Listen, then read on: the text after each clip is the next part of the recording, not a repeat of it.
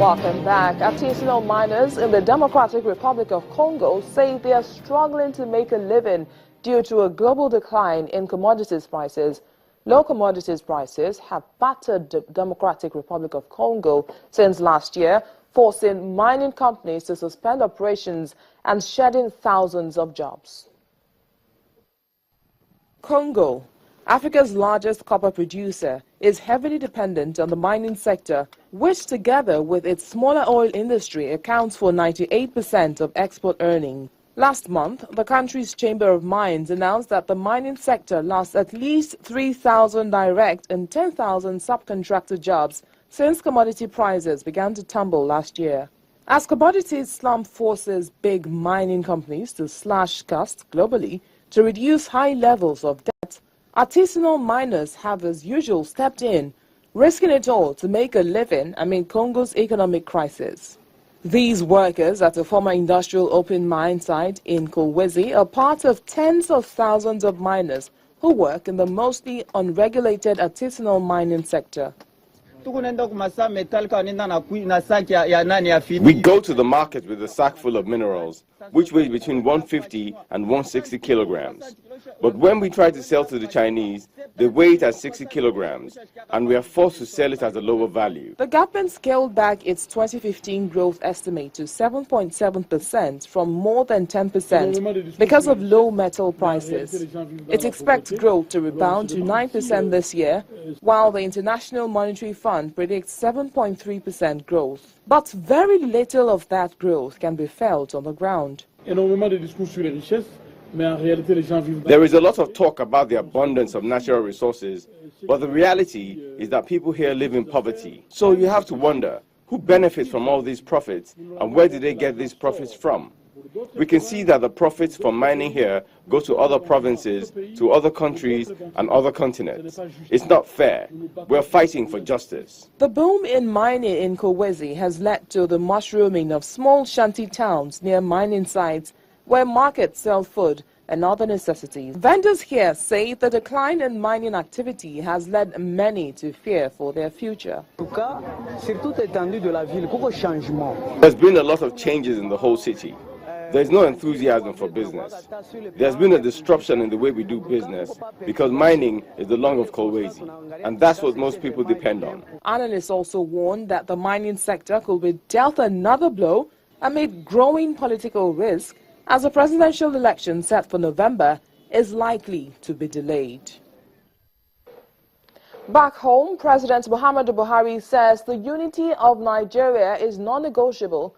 He's asked the Niger Delta offenders and all those calling for the breakup of the country to have a rethink.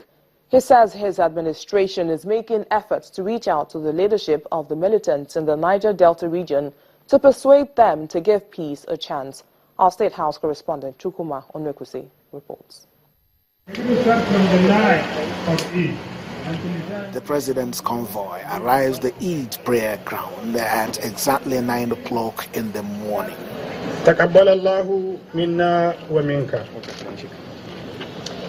Clad in ash-colored babariga, he is joined here by the ministers of information and defense, service chiefs and other government officials, and thousands of Muslim faithful for the special session conducted by Chief Imam Major Hamisu Mustafa.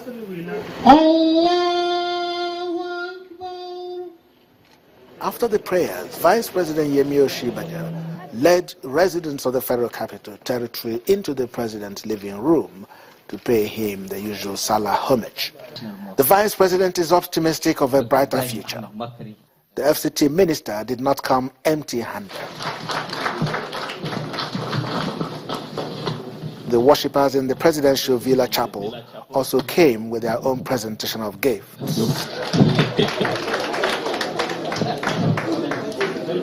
The president's message covers what his government is doing in agriculture and food production, as well as security.